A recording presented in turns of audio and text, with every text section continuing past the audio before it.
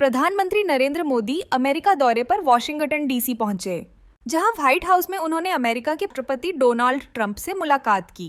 यह बैठक वैश्विक राजनीति और भारत अमेरिका संबंधों के लिहाज से बेहद महत्वपूर्ण मानी जा रही है।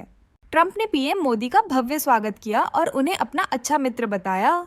इस दौरान पीएम मोदी ने कहा कि भारत न्यूट्रल नहीं है, बल्कि वह शांति के साथ है।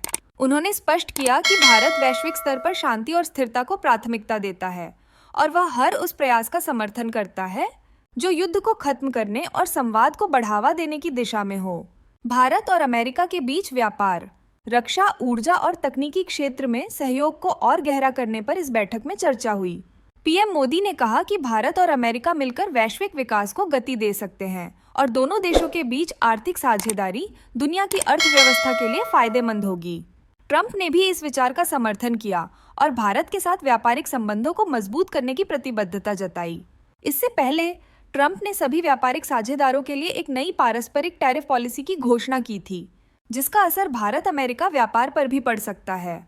इस मुद्दे पर भी दोनों नेताओं के बीच बातचीत हुई और उन्होंने व्यापार में पारदर्शिता और सहयोग बढ़ाने पर सहमति जताई।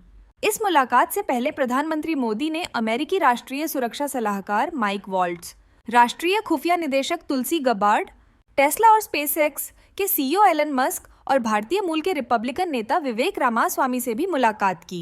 इन बैठकों में तकनीकी सहयोग, कृत्रिम बुद्धिमत्ता, ऊर्जा क्षेत्र में नवाचार और भारत में स्टार्टअप इकोसिस्टम को बढ़ावा देने पर चर्चा हुई।